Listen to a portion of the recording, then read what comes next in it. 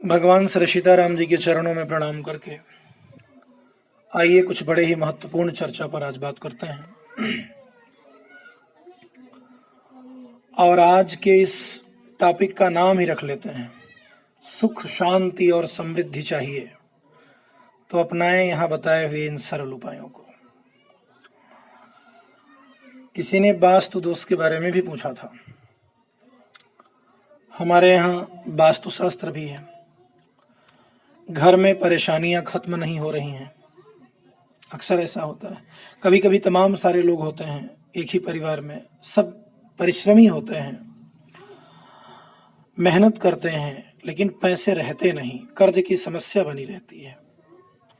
बाहर परिवार के वही सदस्य प्रसन्नता से रहते हैं, घर पर आते ही सर पे उनको लगता है जैसे कुछ बोझ सा हो गया।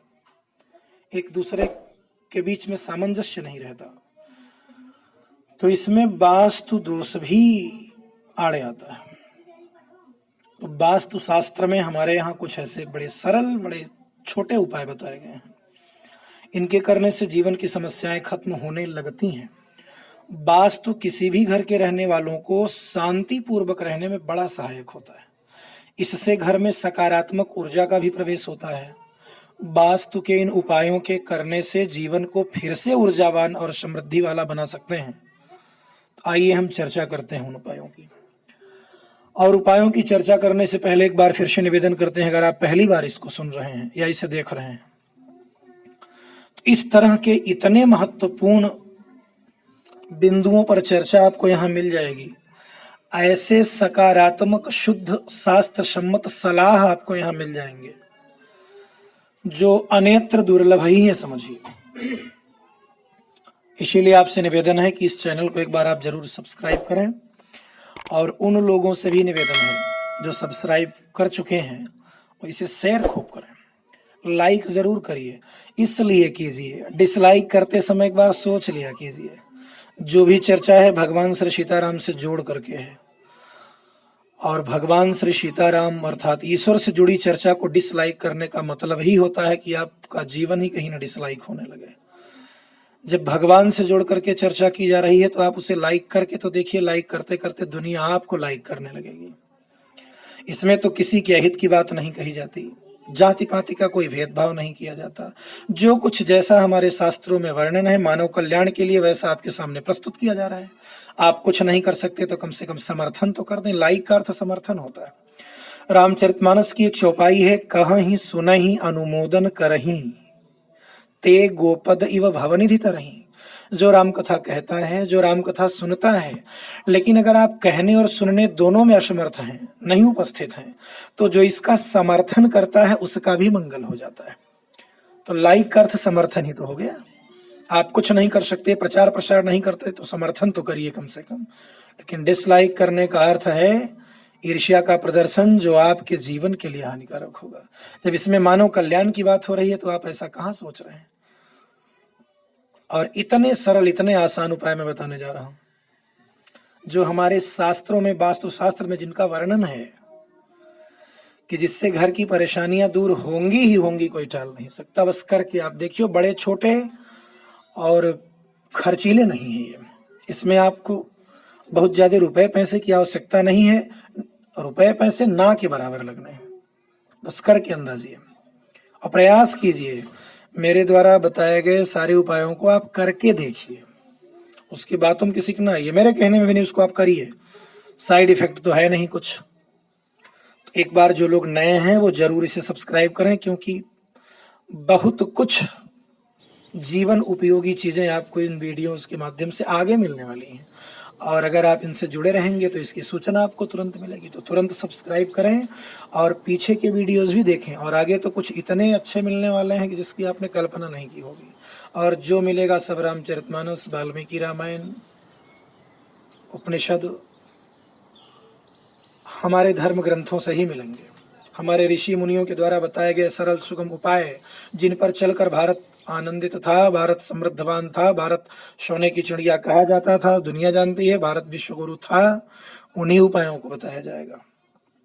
तो चलिए हम वास्तु दूर करने की बात करते हैं। और इन उपायों को एक एक करके मैं बड़े शांति से बोल रहा हूं, बल्कि ये कहूंगा कि आप सुन लें एक बार और इसके बाद वीडियो को धीरे धीरे चला करके कहीं एक पन्ने में उसको नोट कर लिया करें। ये नोट करने वाली ही चीज है।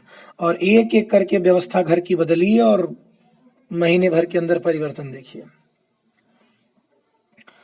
तो हम उपाय नंबर 1 की चर्चा कर लेते हैं। पहली चीज, ये घर की महिलाएं याद रखें, पुरुष याद रखें, शास्त्र के अनुसार कभी भी घर के मुख्य दरवाजे के पास कूड़ादान नहीं रखा जाना चाहिए, क्योंकि शास्त्र के अनुसार इससे पड़ोसी के साथ आपके संबंध खत्म हो जाते हैं धीरे धीरे और व्यवहार शत्रु जैसा होने लगता है। तो कभी भी दरवाजे के घर के मेन दरवाजे के अगल बगल नजदीक में कूड़ादान न रखें। कौन सा खर्च आपका लगा? शास्त्र सम्मत उपाय मिला। नंबर 1 करके इसे नोट करिएगा। और अब हम उपाय नंबर 2 की बात करते हैं। सूर्यास्त के समय, जब सूर्य अस्ताचलगामी हो रहे हों, अर्थात सूर्य भगवान ढल रहे हों, सूर्य डूबने का समय हो, उस समय किसी भी व्यक्ति को मांगने पर दूध, दही या प्याज नहीं देना चाहिए। इससे घर की बरकत चली जाती है। उस समय झूठ बोलना भी कोई अपराध नहीं है। हाँ, अगर उसी के बिना किसी की जान जा रही हो तो दे दीजिए, अन्यथा उस समय मना कर दीजिए, बाद में भले दें। नंबर 3 की चर्चा में आते हैं।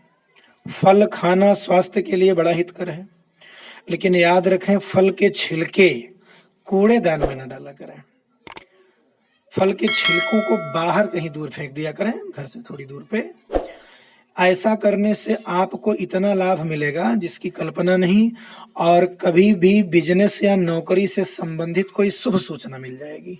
जब भी करते हैं, ऐसा नहीं कि आप रोज फल ला के खाइए, लेकिन जब भी हफ्ते में, महीने में, 15 दिन पर रोज अगर फल खाते हैं और उनके छिलके उतारते हैं, जैसे सेब तो बिना छिलका उतारे ही खाना फायदेमंद है, केला आप खाएंगे छिलका निकालेंगे, या संतरा आप खाएंगे छिलका निकालेंगे, तो उस छिलके को कूड़ेदान में न डाला जाए। नंबर अगले की बात करते हैं। अब आपका काम है एक एक नंबर करके आप नोट कर लेंगे बाद में। महीने में 1 बार ही सही, किसी भी दिन घर में मिश्री युक्त खीर बनाएं। जैसे हम खीर बनाते हैं, दूध, चावल और तमाम सारे मेवा जिसमें डालते हैं, तो शक्कर की जगह पर उसमें आप मिश्री डालें, मधुरता बढ़ जाएगी। और फिर उसको परिवार को एक साथ खाना चाहिए। जितने लोग परिवार के उस समय घर पर उपस्थित हैं, मान लिया कोई बाहर है तो कोई बात नहीं, लेकिन जितने लोग घर पे हैं तो उस दिन साथ खाएं, और सबसे पहले घर में जो महिला बुजुर्ग हो उसको खिलाएं। इससे व्यापार धंधे की कमी भी दूर होने लगती है। और एक सबसे महत्वपूर्ण बात, अगला नंबर जो चौथा पांचवा हो, आप ध्यान रखेंगे, सोने से पहले, बच्चे सो गए, लोग सो गए, जो घर का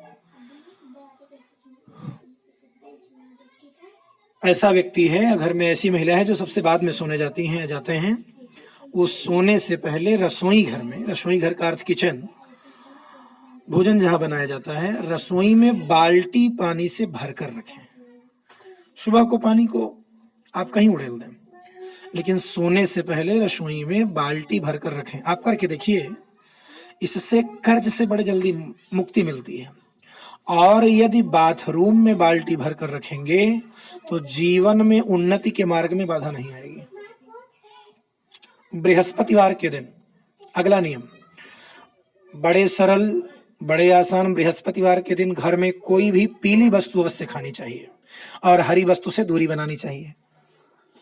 ध्यान रखिएगा, भगवान विष्णु का दिन है बृहस्पतिवार, और इसे गुरुवार भी कहते हैं। इसमें गुरु की भी बड़ी कृपा बरसती है। और इसके लिए नियम यह है कि बृहस्पतिवार के लिए सबसे बढ़िया उपाय है कि घर में कोई पीली वस्तु अवश्य खानी चाहिए, हरी वस्तु से दूरी बनानी चाहिए। और वहीं बुधवार के दिन हरी वस्तु खानी चाहिए और पीली वस्तु से दूरी बनानी चाहिए। ऐसा करने से घर में सुख, शांति और समृद्धि बनती है। भगवान विष्णु का मंत्र भी है, शंख चक्रम सकिरीट कुंडलम सपीत वस्त्रम, तो उन्हें पीला पसंद है। और अगला नियम, रात में भूलकर भी जूठे बर्तन नहीं छोड़ें, क्योंकि इससे प्रेत आत्माएं आकर्षित होती हैं और घर में हानि होती है।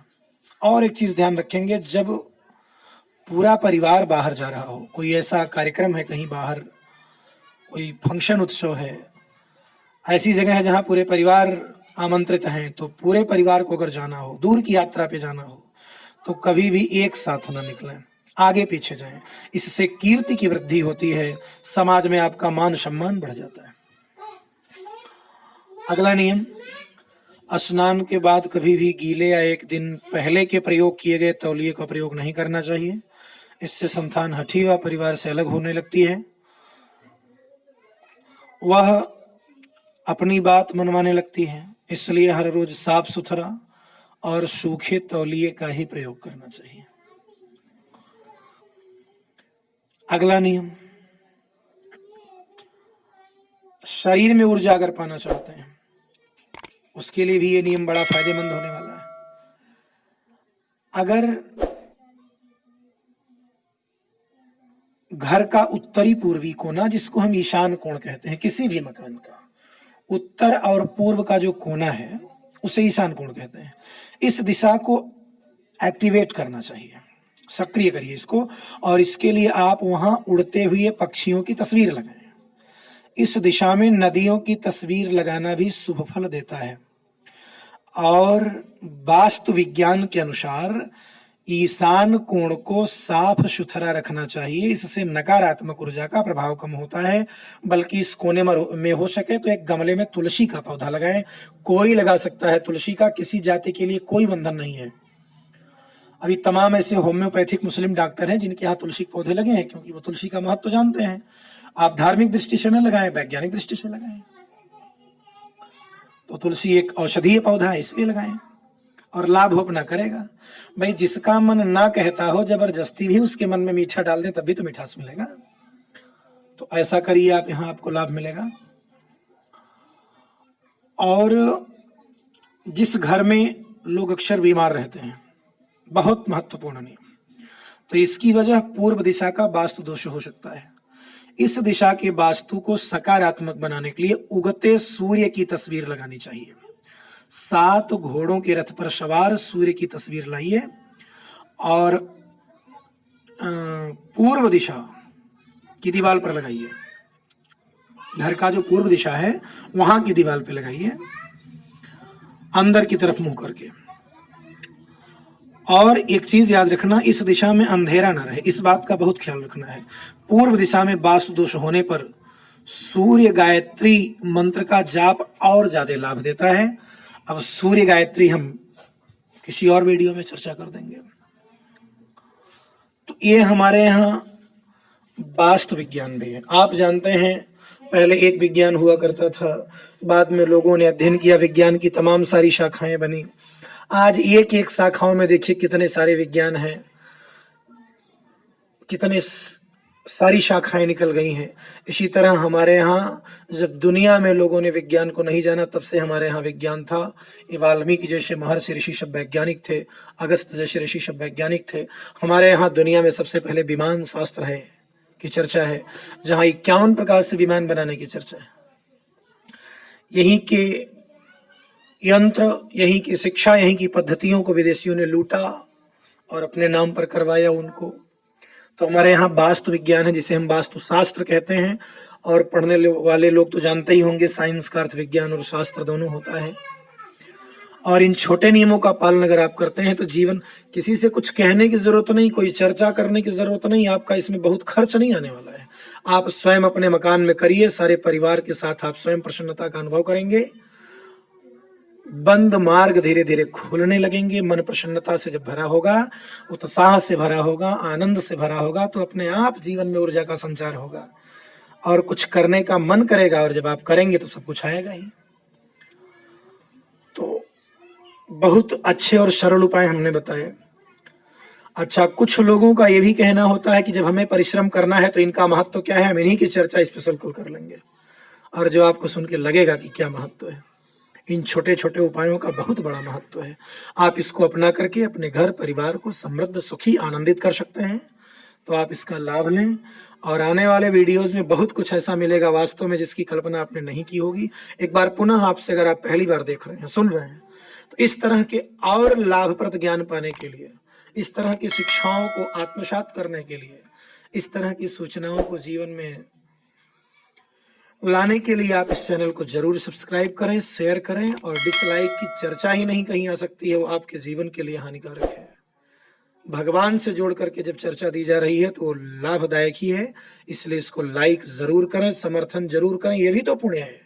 और इसका प्रचार प्रसार करना भी दान ही है, क्योंकि सदशिक्षा, सन्मार्ग दूसरों तक पहुंचाना, दिखाना, ये आपके जीवन को लाभान्वित करेगा। चलिए यहीं अपनी वाणी को विराम करते हैं। धन्यवाद। पुनः अगले वीडियो में मुलाकात होगी।